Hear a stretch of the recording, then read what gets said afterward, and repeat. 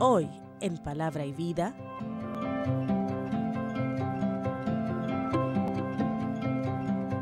bien, pues ahora, después de haber explicado, estábamos acabando el capítulo 3, versículo 17, donde decía, más vale padecer por obrar el bien, si esa es la voluntad de Dios, que por obrar el mal.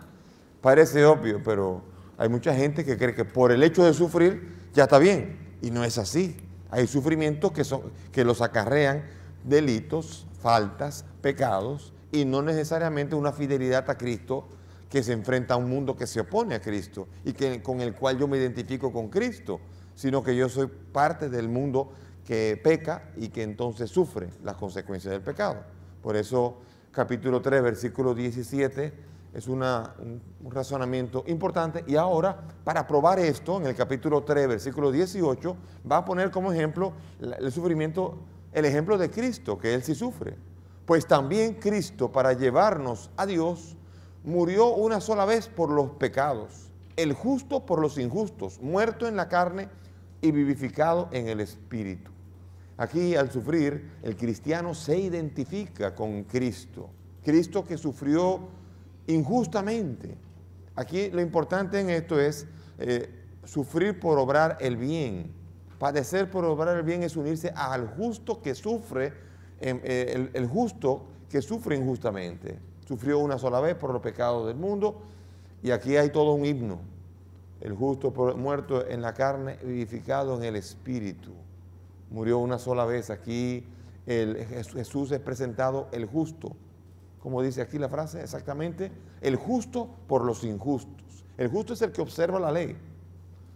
El justo es el que lleva los padecimientos del otro, según la profecía de Isaías 53, versículo 11. Y el título de Jesús va a ser en algunos, el justo. Si nos fijamos en la frase del centurión cuando Jesús muere en Lucas, la palabra que dice el centurión es, verdaderamente este hombre era el justo. El justo. O sea que ese es otro de los títulos de Jesús, el justo, el que sufrió injustamente, siendo justo. Y por esto aquí se utiliza este término, que murió en la carne y fue vivificado en el Espíritu, dice. Aquí parecería como que las dos naturalezas de Cristo estaban separadas, como que por un pedazo de Cristo vivió en la carne y otro pedazo como que vivificado por el Espíritu, y no fue así.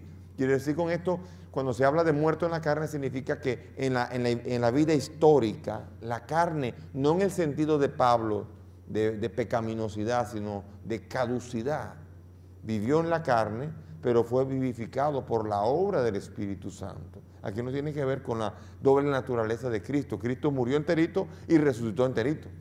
Se hizo completamente hombre, verdadero hombre.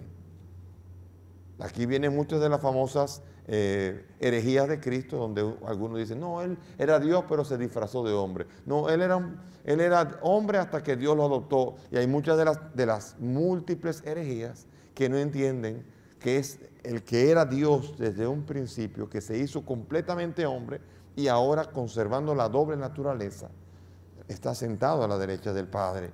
Y no fue que murió un pedazo y el otro no.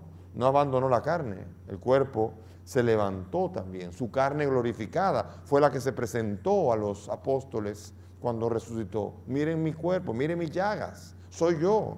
Ese es el cuerpo, el mismo cuerpo que sufrió en la cruz, que fue azotado, que se le pusieron la corona de espinas, que recibió la lanza y fue atravesado por los clavos. Ese mismo cuerpo es el cuerpo que después también glorifica, levantado por el Espíritu. Ahora viene un versículo bien misterioso, versículo 19. Dice aquí este versículo, en el Espíritu fue también a predicar a los espíritus encarcelados. Toma, aquí hay un pasaje bien misterioso. Luego de la muerte de Jesús, ¿en dónde estuvo? Mientras Él, desde el momento en que muere hasta que resucita, ¿dónde estaba Él? Es una gran pregunta que se hacen muchos. ¿Qué pudo haber pasado? Porque aquí ese es un texto que está insinuando por primera vez la intervención de Jesús en los muertos. Jesús interviene y dice que fue en el Espíritu, dice. En el Espíritu fue llevado a predicar a los espíritus encarcelados. ¿Qué significa esto? ¿Que fue el Espíritu Santo que lo llevó o que fue solamente su Espíritu? Es probable que haya sido que el Espíritu Santo, así como también apareció Felipe, que fue arrebatado por el Espíritu, así llevado por el Espíritu, pero todo Cristo. Y fue a predicar, fue a anunciar a los espíritus encarcelados. Ya en la mitología y en los dioses de las otras religiones, de muchas religiones, contemplaban la visita al lugar de los muertos. Muchas religiones como el dios Tana, Kergal, Ishtar, todos ellos visitaron el lugar de los muertos, como también el Gilgamesh, Eneas, Hércules, personajes de la mitología. Así también en la Divina Comedia se hace una visita hacia el lugar donde están en el purgatorio, en el infierno. O sea que era mucha la característica de que los héroes mitológicos también visitaran el lugar de los muertos.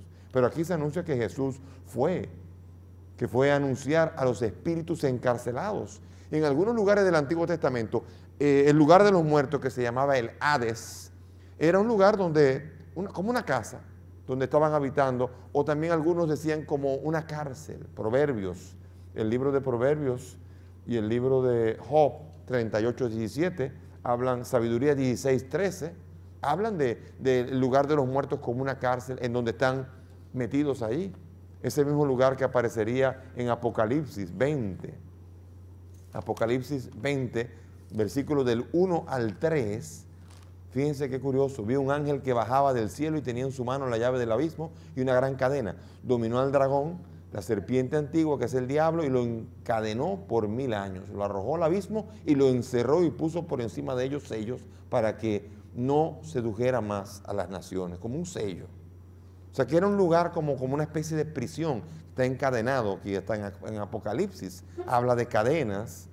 Y entonces predicó a los espíritus encarcelados. ¿Qué pudo haber querido decir? Tenemos que comenzar diciendo que si predicó Cristo, cuando predica Cristo es un anuncio, y es un anuncio de esperanza. ¿Qué pudo haber anunciado? Pudo haber anunciado seguramente que anuncia la victoria suya sobre la muerte, la victoria, la resurrección. Eso fue lo que seguramente fue anunciar Cristo. ¿A quién le pudo haber? ¿Quiénes son esos espíritus encarcelados? Hay varias conjeturas. Algunos dicen que fueron los muertos del Antiguo Testamento, que fue porque la muerte de Cristo es vista como una especie de Big Bang espiritual. Aquí está la tierra, el lugar de los vivos.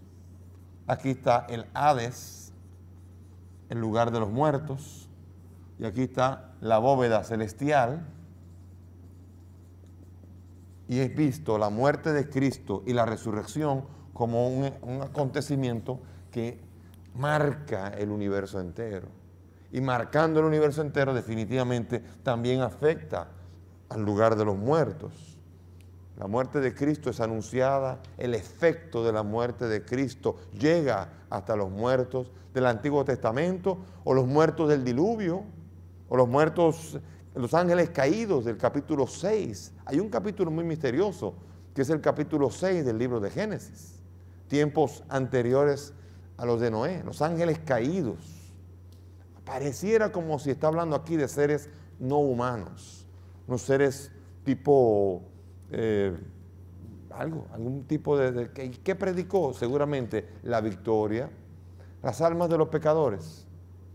Le pudo haber predicado a la humanidad entera, a toda la salvación que llega incluso al lugar de los muertos y que trae la liberación de todos aquellos justos que murieron sin conocer todo el beneficio que trae la muerte y la resurrección de Cristo. Es posible. Cárcel evoca, primero que nada, desobediencia, pecado.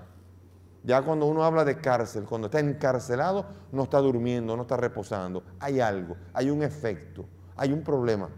Cuando usted está encarcelado, usted ha hecho algo. Y cuando se evoca de cárcel aquí, tratando de meterse en el texto, está hablando de un pecado, una desobediencia de la cual tiene a esos seres en la tierra. ¿De qué está hablando? Pareciera como que hay otro libro. Hay un libro que fue escrito en el año 160 a.C. que se llama el libro de Enoc. El libro de Enoc se habla de una predicación a los espíritus encarcelados.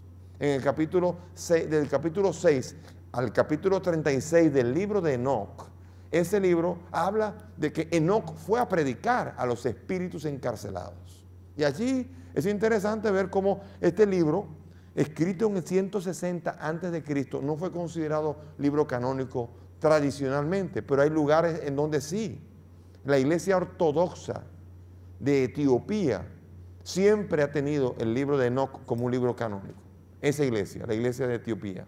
También el Tanakh, o sea, el libro, el Antiguo Testamento, según los griegos, los hebreos, los judíos que viven también en Etiopía. En Etiopía fue muy valorado este libro.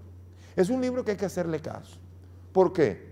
Porque si está hablando Pedro, utilizando características del libro de Enoc, es probable, es seguro, es indudable que Pedro ha leído el libro de Enoc. Y que hablando de la victoria de Cristo, el libro de Enoc le está trayendo a la memoria algo. Por lo tanto, el libro de Enoc es probable que no esté en nuestros cánones, en nuestra Biblia. Pero es un libro que hay que hacer caso, porque definitivamente Pedro está haciendo alguna alusión a este libro. ¿Dónde estaba Jesús desde el momento de su muerte hasta la resurrección? El Espíritu Santo lo llevó a predicar a los espíritus encarcelados. ¿Qué querrá decir que predicó a los espíritus encarcelados? Anuncia su victoria sobre la muerte, la resurrección y la liberación de todos ellos. ¿A quiénes predicó? A los muertos del Antiguo Testamento, los muertos del diluvio, los ángeles caídos, a todos los que murieron antes de su resurrección. Ya regresamos.